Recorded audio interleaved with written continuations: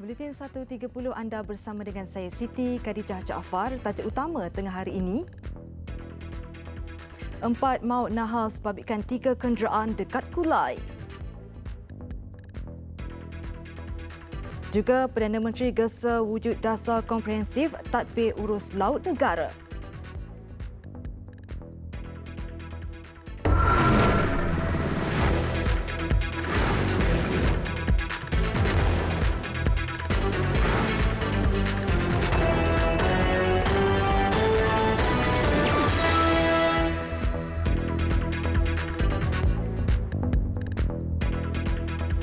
Assalamualaikum dan salam sejahtera. Bekas Naib Presiden MIC Tan Sri S. Balakrishnan dan 3 lagi maut dalam kemalangan di kilometer 33 Lebuh Raya Utara Selatan Plus dekat Kulai, Johor pagi tadi. Kemalangan membabitkan 3 buah kenderaan dan berlaku kira jam 12.10 tengah malam tadi. Kenderaan dinaiki Tan Sri Balakrishnan 65 tahun bersama 5 lagi penumpang dipercayai terlanggar sebuah lori yang terbabas ke lorong mereka dan dari arah bertentangan dari Johor Bahru menghala Kuala Lumpur. Lori terbabit dipercayai hilang kawalan dan merempuh pembahagi jalan sehingga termasuk ke lorong bertentangan. Kemalangan menyebabkan kereta dinaiki Tan Sri Balakrishnan tercampak di tengah-tengah pembahagi jalan dan dirempuh pula sebuah kenderaan lain dari arah belakang. Mangsa lain yang terkorban dikenali sebagai G. Ravi, 55 tahun, A. Ragu, 47 tahun dan K. Ramachandran, 51 tahun. Punca sebenar kemalangan masih disiasat.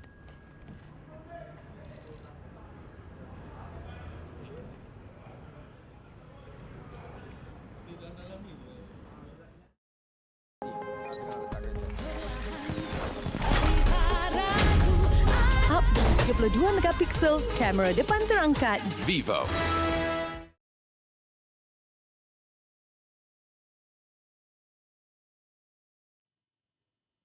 Kerajaan menyedari keperluan mewujudkan rejim tadbir urus laut bagi Malaysia.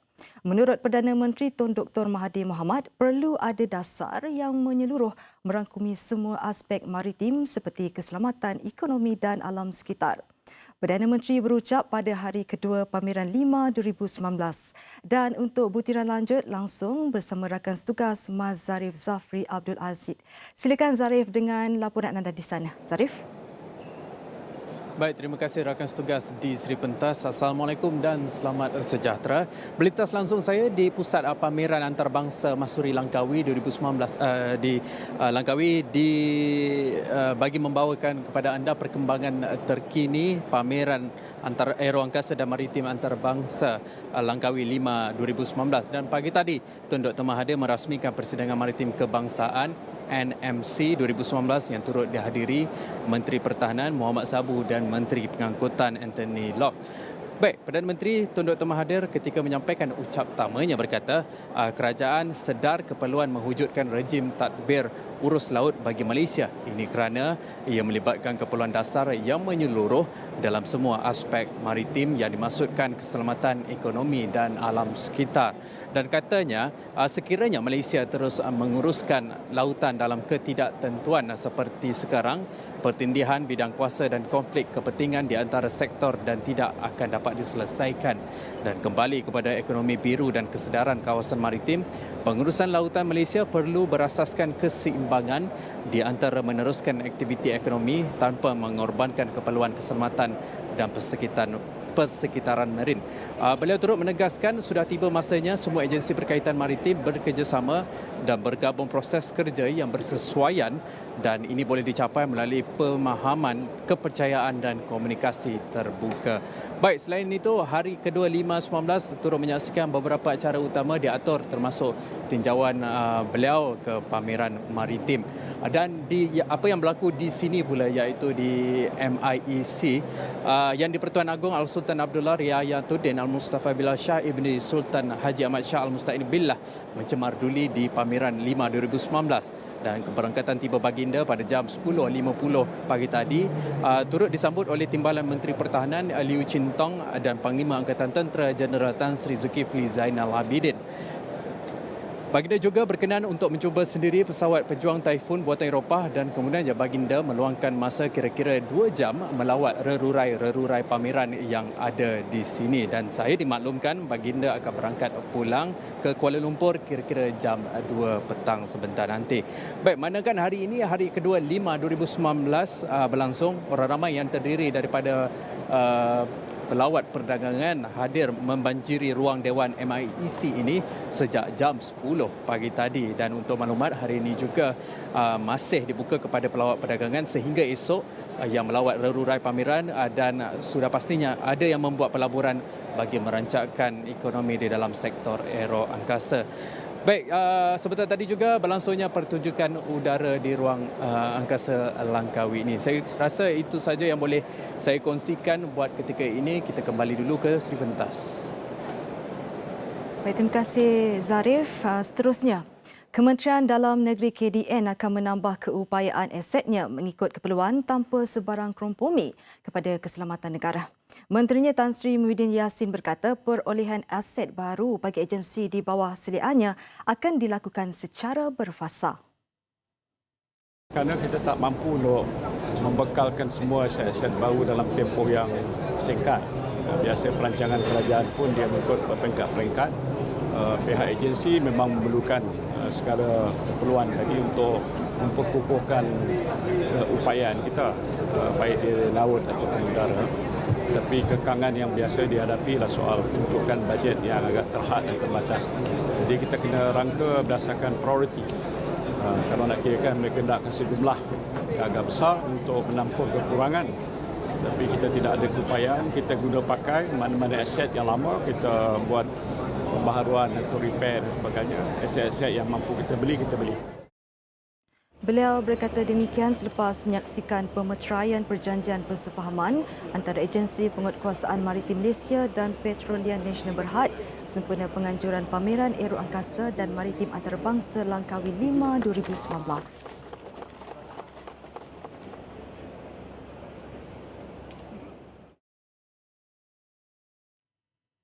Beralih ke perkembangan Dewan Rakyat. Antara yang dibangkitkan pada sidang pagi tadi, usaha kerajaan membantu golongan gelandangan tindakan terhadap pihak yang menghina institusi diraja, agama dan kaum serta kesan penstrukturan semula jumlah penjawat awam.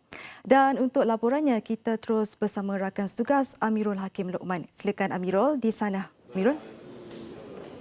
Ya, terima kasih Siti. Terus ke laporannya. Penambahbaikan undang-undang berkaitan penyalahgunaan media sosial akan dilakukan secara berterusan bagi memastikan peruntukan undang-undang terbabit terus relevan. Timbalan Menteri Komunikasi dan Multimedia Edin Shazli Shith berkata kerajaan tidak sesekali berkompromi dengan mana-mana pengguna media sosial yang menggugat keselamatan, kestabilan dan keharmonian negara, khususnya yang menghina institusi diraja, perkauman dan agama. Hak kepada kebebasan bersuara tidak bersifat mutlak dan tertakluk kepada peruntukan undang-undang yang sedia ada. Kementerian melalui Suruhanjaya Komunikasi dan Multimedia SKMM dengan kerjasama pihak Polis Diraja Malaysia PDRM tidak akan berkompromi dan sentiasa komited untuk mengambil tindakan tegas kepada mana-mana pihak yang menggugat keselamatan, kestabilan dan keharmonian negara, khususnya pihak yang menghina institusi beraja, perkauman dan agama.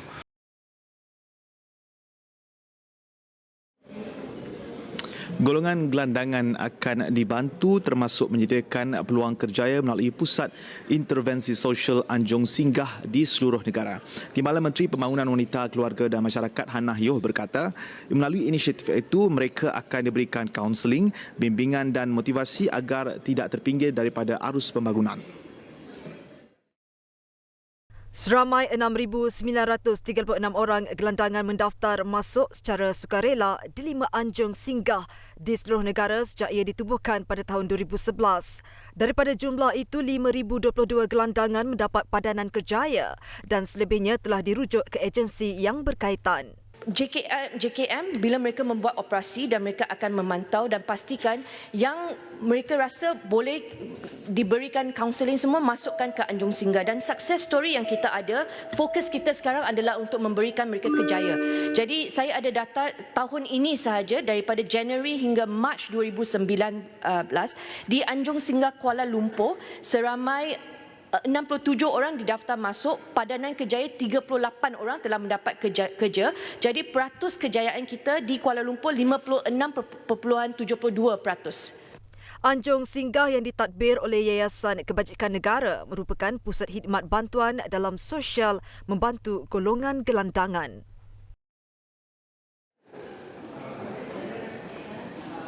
Proses penstrukturan semula penjawatan dalam perkhidmatan awam tidak menjejaskan perjalanan atau pengurusan negara.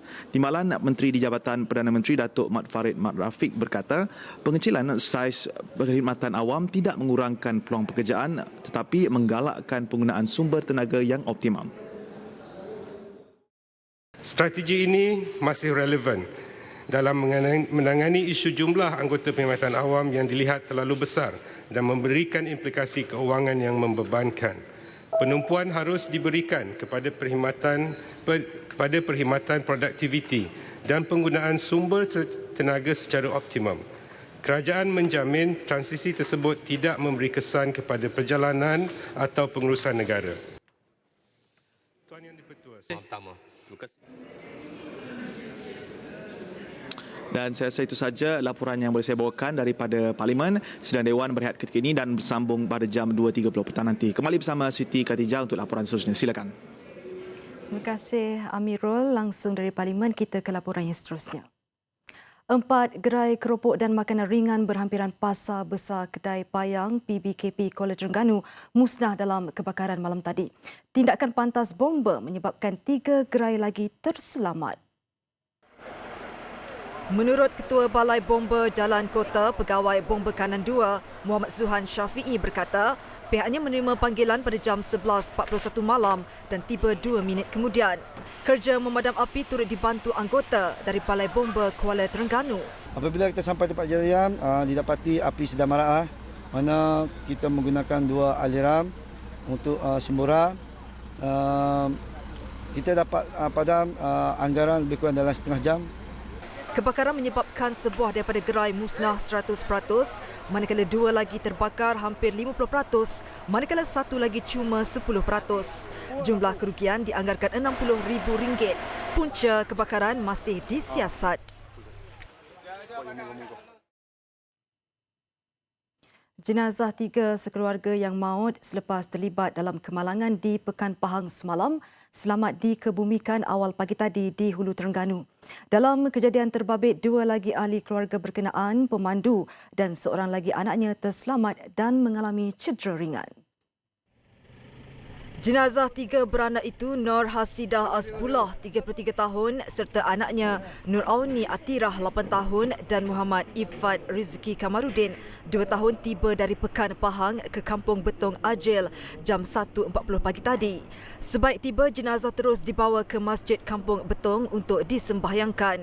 Selepas disembahyangkan, jenazah 3 beranak itu dibawa ke tanah perkuburan Felkra in situ untuk dikebumikan kira-kira jam 2.15 pagi. Kira-kira 200 ahli keluarga dan sahabat handai hadir bagi memberikan penghormatan terakhir kepada jenazah. Jenazah dikebumikan dalam 1 liang. Kira-kira 10.15 pagi semalam, perodua Alza mereka naiki terbabas dan bertembung dengan lori dari arah bertentangan di kilometer 55 Jalan Rompin Pekan dekat Kampung Badung, Pekan Pahang. 3 mangsa tercampak keluar dari kenderaan mereka naiki dan meninggal dunia di tempat kejadian. Turut cedera pemandu lori Muhammad Saiful Bahari Ibrahim dan kelindannya Muhammad Faziran Ruzinor, kedua-duanya berusia 32 tahun.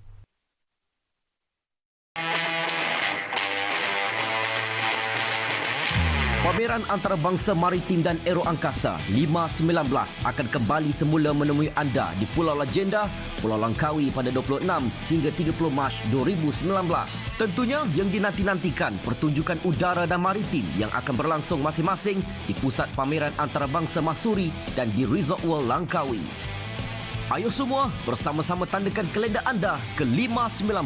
Untuk keterangan lanjut, layari portal rasmi 519 di www.5exhibition.com. Don't miss it, let's go!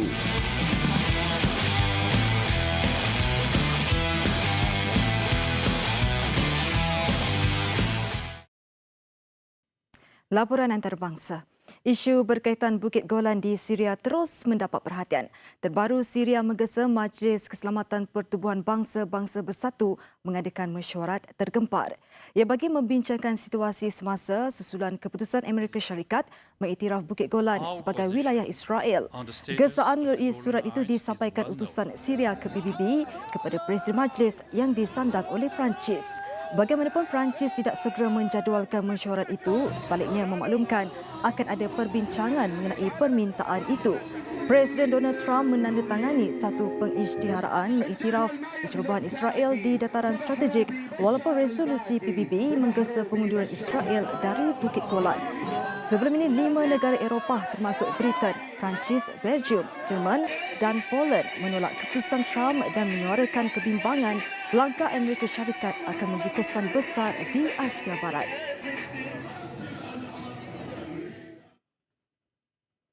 Polis New Zealand sedang menjalankan siasatan ke atas seorang lelaki yang mungkin ada kaitan dengan serangan 2 masjid di Christchurch 15 Mac lalu. Polis menyerbu kediaman lelaki berusia 54 tahun itu dan menemui sepucuk senjata selepas menerima maklumat dari orang awam mengenai tingkah laku beliau yang mencurigakan. Lelaki berusia 54 tahun itu ditahan ketika berada di dalam sebuah kenderaan di kawasan Richmond Park di pinggir bandar Christchurch. Lelaki terbabit turut cedera akibat kesan tikaman. Polis tidak menjelaskan punca lelaki itu cedera.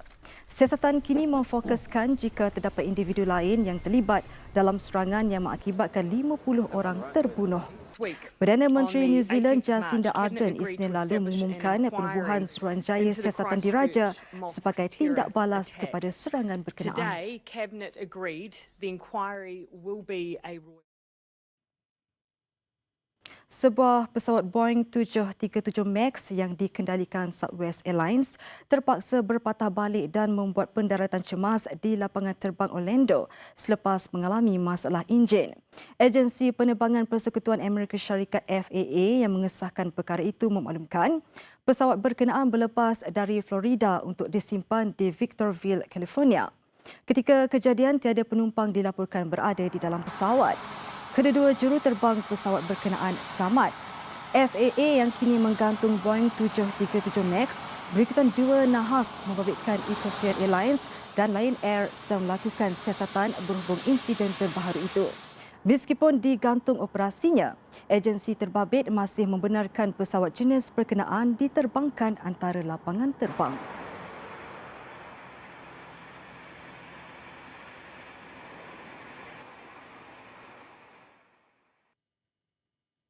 Hasrat skuad hoki negara mencatat kemenangan ketiga berturut-turut dalam kempen Piala Sultan Azlan Shah 2019 tidak kesampaian. Ia menyaksikan Malaysia berdepan laluan sukar untuk melangkah ke peringkat akhir Sabtu ini selepas tumpas 2-4 kepada India semalam. Seri tanpa jaringan di suku pertama menyaksikan aksi bertambah rancak pada suku kedua apabila India mendahului 1-0 menerusi gol Padang Sumit pada minit ke-17. Malaysia kembali mengikat kedudukan 1-1 hasil gol sudut penalti Razi Rahim pada minit ke-21. Namun India tidak mengambil masa kembali menerajui permainan dengan kedudukan 2-1. Kali ini dijaringkan Sumit Kumar 6 minit berselang. Varun Kumar kemudian meledak gol ketiga India pada minit ke-36. Sebelum gol sendiri, Gurinder Singh mengurangkan defisit jaringan 3-2 pada minit ke-58. Namun jaringan Mandip Singh seminit kemudian melenyapkan harapan pasukan negara untuk melakukan kebangkitan. Kekalahan itu sekaligus menyebabkan anak didik Oldsman jatuh ke tangga ketiga di belakang Korea Selatan yang merampas kedudukan pendahulu apabila mengalahkan Poland 3-2. Juara Asia India pula melonjak ke tangga kedua dengan mencatat kemenangan kedua daripada 3 perlawanan. A big compliment to the team, the way they kept fighting to get a good result. I think in the third and the fourth quarter we really created quite a number of opportunities, but you have to take your opportunities in the end. win matches, and that is what we failed especially in that moment. And then, the killer is of course the last one. We just scored the 3-2. Buletin 1.30 berakhir di sini. Visual seorang pelukis menggunakan kreativitinya menghasilkan karya dengan serbuk kopi dan koko di Ivory Coast mengakhiri paparan hari ini. Saya Siti Khadijah Jaafar. Assalamualaikum dan salam hormat.